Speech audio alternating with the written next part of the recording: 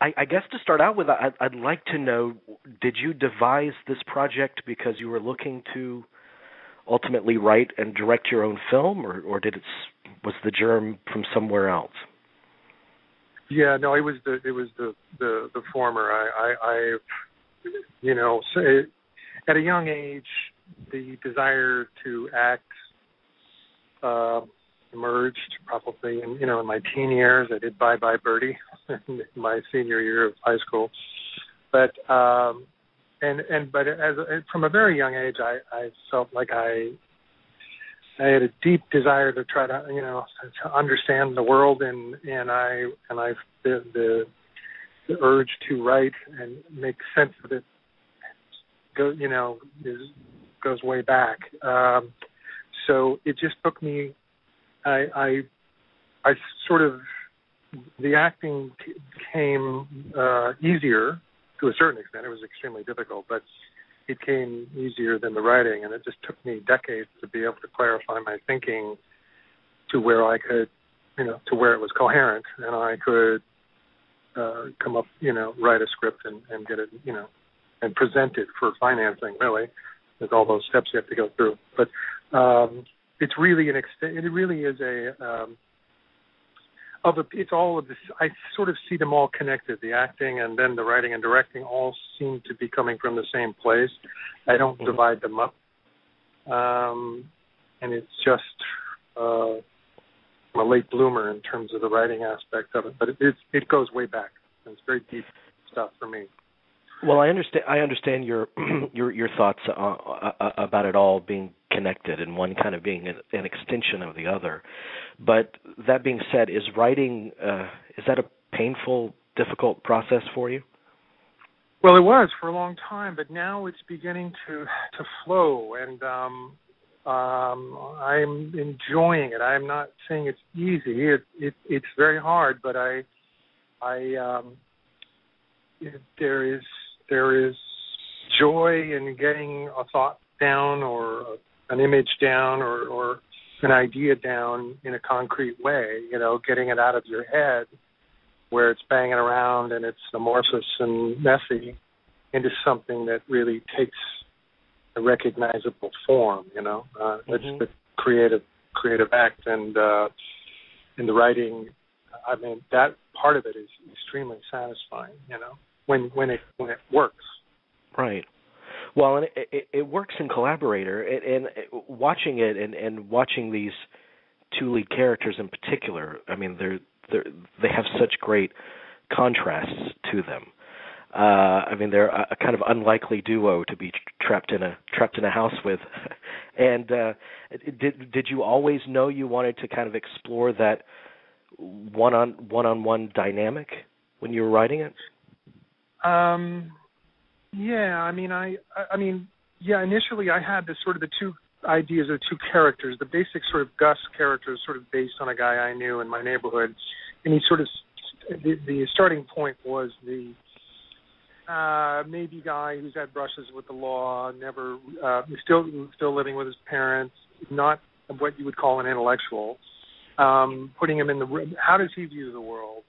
And putting him in a room with the quote-unquote intellectual type guy. And what are they, but of course I had to come up with a device where they were locked in a room or virtually locked in a room. So they were forced to confront each other. And that's where the hostage device is why I use that. I don't really consider this a hostage movie, and I think it's a mistake to look at it that way. I think it has a lot more complexity to it than that. But I was interested to see what these two guys would say to each other, and then I was also, because I've all this decades of trying to figure out the world has been building up. The fact that I was a kid in the 60s, I had older siblings, and so I saw the tumult of this, of the 60s from a child's point of view. All that had a huge impact on me, and so all the stuff that's happened since.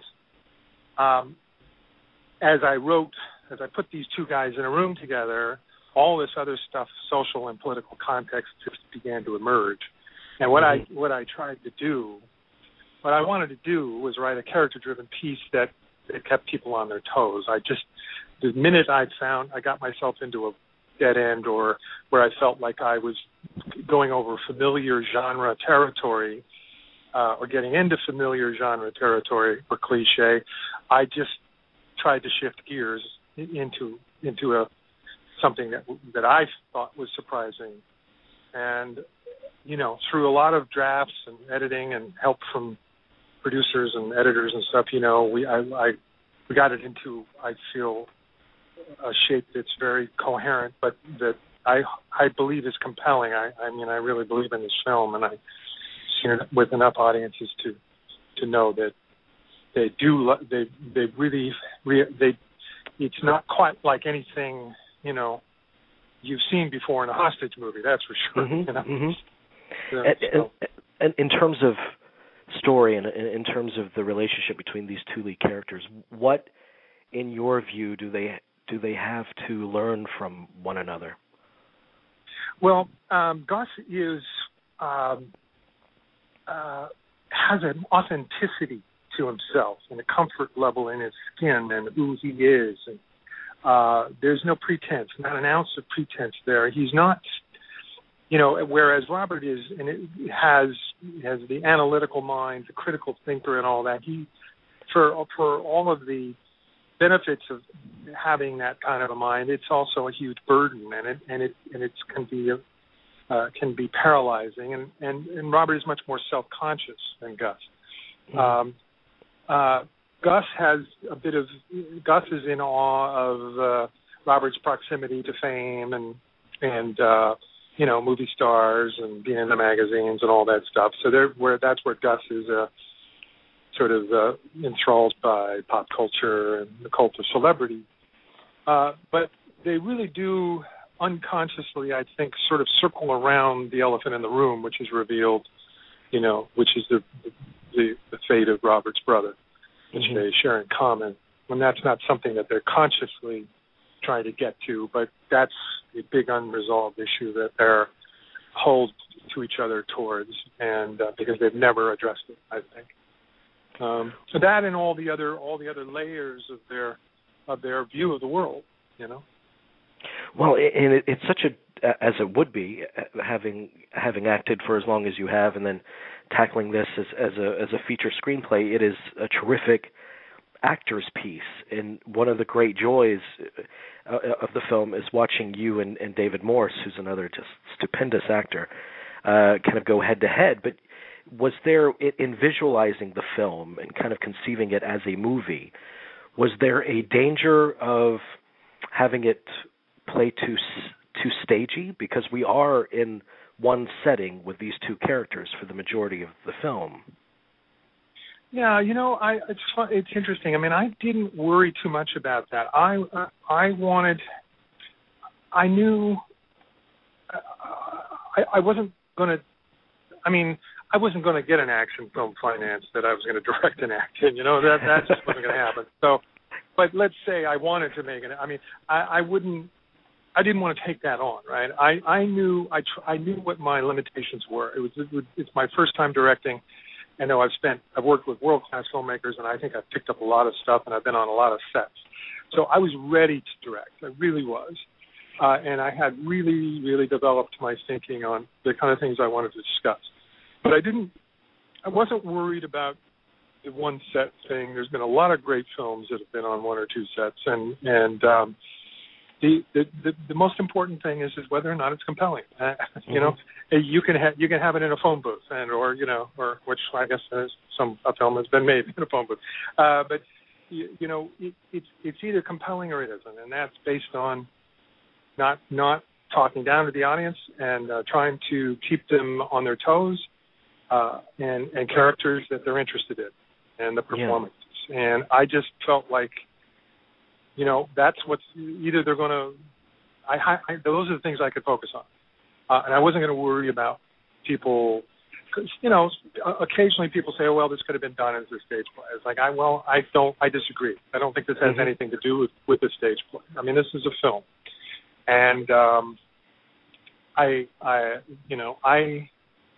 as Hal Hartley was saying the other day at the IFC, the director's job is to direct the audience's attention. And when you're doing it with a camera, there's a real tyranny there that you don't have. It's just it's apples and oranges. Theater is just not the same. And I never conceived of this as a stage play, nor would I want to do it as a stage play. I absolutely agree with you. I mean, it does absolutely work as a film, and just your choices in terms of camera placement and direction. I mean, that dictates various levels of intimacy that you couldn't get from a stage. I mean, so it does absolutely work for me as a film.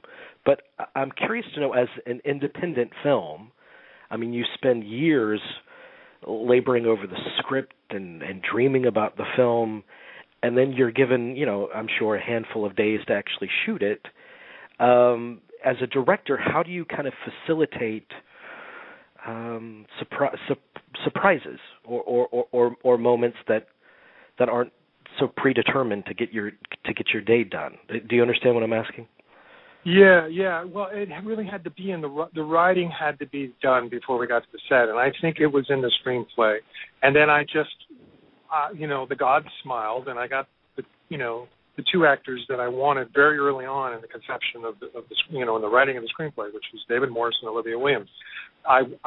Those are the two actors I wanted, and we had to play some games with the bankers to sort of see if we could, if I was going to play the lead, there was a point there where we were looking at bigger names to play Gus, and thankfully that didn't pan out, and we came back to the guy I wanted, and that was David. And David just brings the goods, and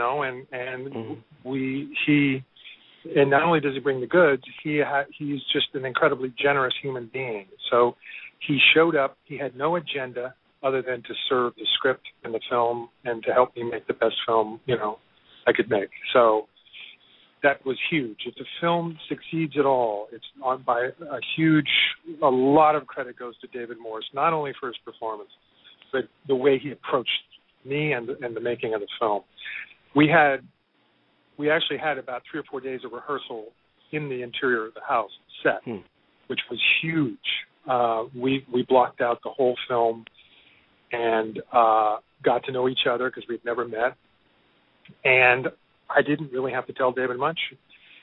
He embraced the part. I had a couple, we had some discussions at the beginning, but it's really important, I feel, for the director to pay very close attention to what the actor is doing, but at the same time, give them the space to do what they know how to do, and David Morse knows what he's doing, Absolutely. I have 2 more quick questions for you, because I know that you've played the film on the festival circuit, and I'm curious, when you unveil it to an audience for the first time, what do you learn about your film by seeing it through their eyes? Well, initially you're full of terror because you just don't have any idea. The first couple of times you screen it, but this is true of any film.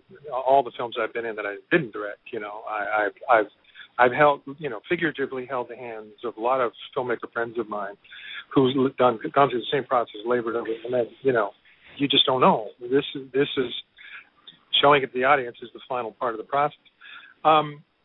So initially you just go, you're showing it and you go, am I insane? Is this, is this incoherent gobbledygook that nobody cares about, or are people going to respond? That's the first step.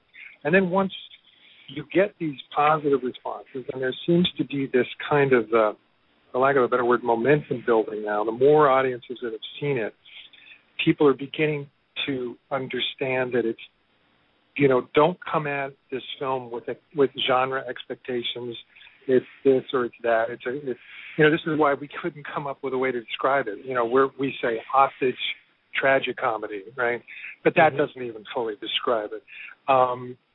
So what I'm thrilled by is how much audiences are being, from the opening strains of the music, seem to be taken in, and I just love it how still it stays throughout the entire running of the film at screenings. People just don't move, and that is so satisfying. You know, they don't get up and walk out. Well, yeah, that's always a good sign. But I mean, it is a beautiful film, and I mean, it sounds crazy to say it like this, but I think people are probably welcoming a movie that's actually about people. I mean, those are rare nowadays. I think you're right, and then Gus even said so. You know, he says so in the film. He comments. Even Gus is pissed off about the films these days. There's no people in them. You know. Yeah. And so yes, I mean that's true. I mean we all love entertainment, and I'm happy to go be employed by major corporations to appear in entertainments. But man, we're starved for a steak dinner once in a while. Right. Yeah. Well, I want to ask you about, before I let you go, about one of your other films, because I never hesitate to ask anytime I speak to a guest that's worked with this gentleman to ask about the experience of working with him, and that's Al Pacino. I want to know what it was like going kind of head to head in scene work with him for Insomnia. It was a thrill ride. When I finally got the chance to work with him, I felt like I was ready. Of course, when I wrapped the film, I kind of walked away in a daze for a while, realizing that I had worked with, one of my idols, and the guy, among many, several other people, he just had a massive impact on me as a kid, and so it was just, it was exciting. The thing about Al was he also, he's one of the most prepared actors I've ever worked with. He gives a damn about the work. He's been doing this for so long, and he cares about the work. He's very serious about the work, and he's inspiring to be with on the set because he's so prepared. He's so committed to the work.